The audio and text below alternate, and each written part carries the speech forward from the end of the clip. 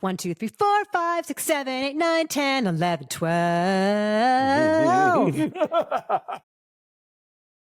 If you know that song, if you get that reference, this movie is probably for you. It is called Jim Henson Idea Man. It's a documentary about the creator of Sesame Street and the Muppets and Labyrinth.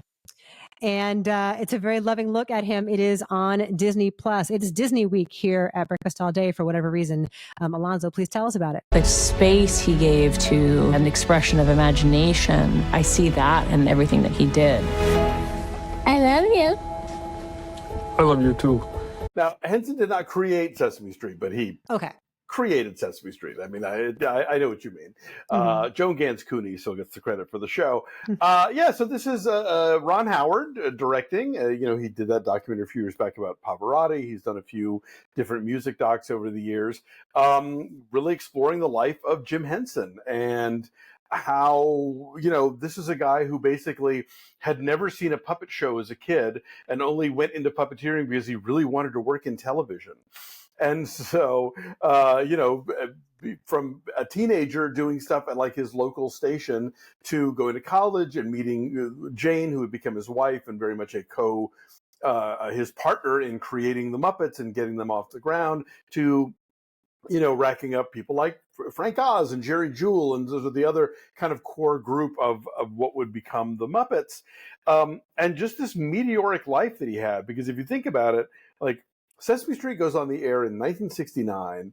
Jim Henson dies in 1990. So even though before Sesame Street, he'd been doing like TV commercials and TV appearances and stuff, like that's really his period where he's just like knocking it out and making the Muppet Show happen and making the original Muppet movies happen and the Dark Crystal and Labyrinth and all of this stuff.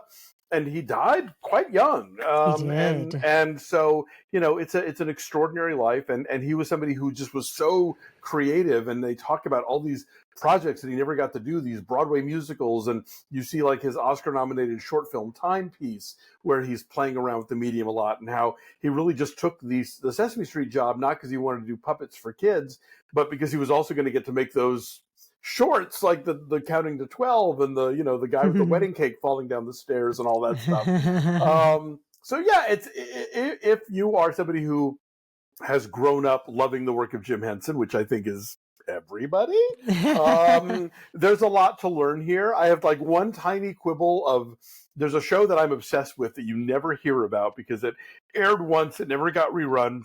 It was a TV special that it was the casts of Sesame Street and the Electric Company doing a primetime variety special on ABC called Out to Lunch. And it was one of sort of many kind of dry runs for what would become the Muppet Show.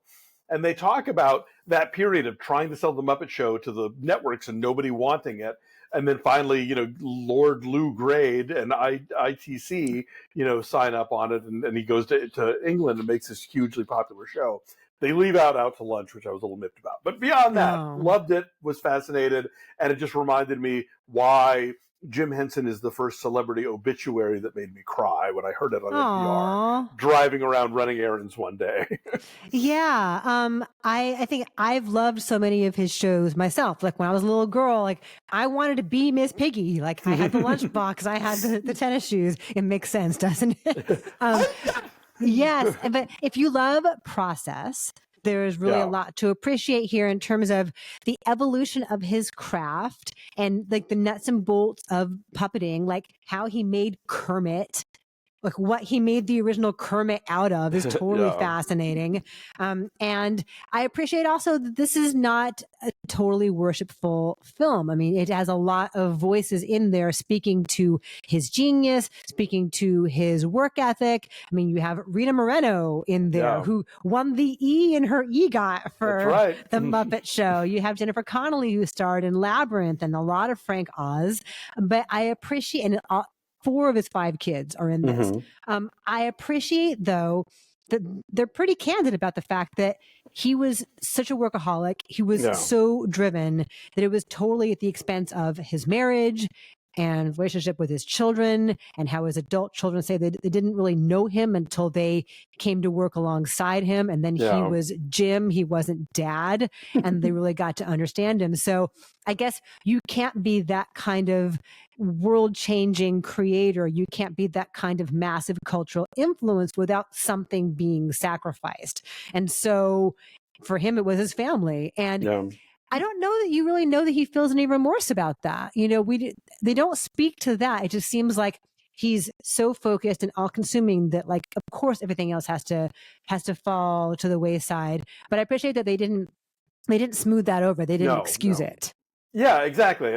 We complain about documentaries being no warts at all, and this is very much like he was great, but also like he didn't spin all the plates. And yeah, he never struck me as somebody in this that seemed like he had any kind of regrets about what his choices were. Mm-hmm. If anything, like with Timepiece, you get this thing, and this comes up a lot with people who either know or don't know necessarily they're going to die younger, but like he was always very aware of the passage of time and like getting stuff done while he could get it done. And so he was somebody who was just like always about, you know, if there was an opportunity to accomplish something, to create something, that was going to take precedence to taking a vacation with his family and not answering his phone and not, you know, thinking about what he was going to build next or whatever. So yeah, not all artists are great, you know, human beings necessarily, but it doesn't negate the greatness of the art, you know. At one point, he is wearing a black turtleneck, like a black long sleeve shirt. And I thought, oh, he was like a Steve Jobs figure, wasn't he?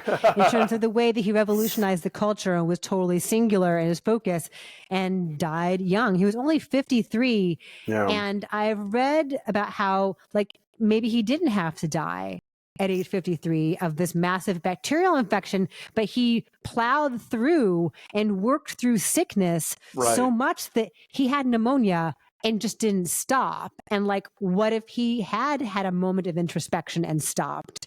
Would he still be around? And you also have to question, like, you know, does the fact that his mother was a practicing Christian Scientist play into like his lifelong attitudes regarding medicine and doctors and stuff? Like, who knows? But, you know, he has left behind this extraordinary legacy. And I think that there's one thing this movie kind of papers over. They sort of end the movie with, and then he made a deal with Disney and everything was great. It was not all great. Like, there were some conflicts there about that deal and what it meant and how it was going to break down. And of course, this is airing on Disney Plus, so we don't hear about any of that. But overall, I think this is a really comprehensive look at an extraordinary life and a great body of work. Yeah, here he is with Michael Eisner at Disney World. It's on Nicey Nice on live TV. Yeah, and it's a pretty short movie. It's only like an hour and 45 minutes, but they really achieve a lot as far as looking at like the breadth of his output. And he didn't live long enough to see like Labyrinth become a cult favorite. You know, Labyrinth was panned, and you see how that took a toll on him, and it really bummed him out because this was the truth of who he wanted to be as a creator, right? Like, he didn't love all the children's programming that he did, although he realized that it touched a lot of people and it was the best of his instincts and the best of the inclusiveness that was, you know, fundamental to who he was. But like that weird, nerdy stuff of the Dark Crystal and Labyrinth is who he really wanted to be. And he never lived long enough to see that people finally embraced those things. Yeah, no, absolutely. And I think also like the ongoing influence of, I think he would be amazed at how much the song Rainbow Connection means to generations of people now, you know, how much like, you know, because I feel I was born in 1967, so I kind of feel like I'm the first generation of Sesame Street watchers, you know, and we're all still carrying that with us. I mean, like I am currently... I have a pair of Elmo socks on. Uh-oh. They're there somewhere. Yeah, I'm not as agile as you with your brace, so you know you'll have to take my word for it. But during lockdown, my brother gave me a whole box of Bombas socks that have different like Muppets on it and are color coded the same. So yeah, you know, I that stuff just stays with you, and so I think you know. And I was talking with a friend of mine about how I think when you're a kid and you see somebody on the Muppet Show and you don't have any other context for them, then later like, oh yeah, that guy, and that could even, and that guy could be like Elton John, or David Bowie or something, Oh yeah. Oh, it's wild when you see like they could not book all the stars who wanted to be on the Muppet Show. Yeah, and then he ended the Muppet Show like at its peak. Yeah. Like the 5 years, like we're good. I'm moving on. Yeah. No, it's all it put a giant smile on my face to go back and revisit like the Sesame Street stuff, and the Muppet stuff. Like it's so enduring. It doesn't feel dated. Like it's still so funny, and like the slapstick of it still lands, and And the behind the scenes just of watching him and Frank Oz like holding up Ernie and Bert in their living room where like there's the back of a sofa but no seat, and they're being held up in front of it. That was kind of cool to see. for sure. Like if you love process, that's a lot of this is like how they do what they do. So what's your number then?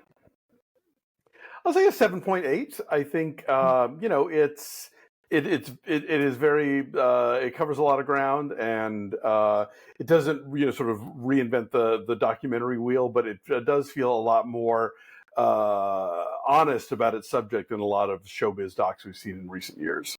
Yeah, I will say an 8. It is very earnest and does what it does very well. So yes, Jim Henson Idea Man, go get nostalgic. It is out there on Disney Plus now.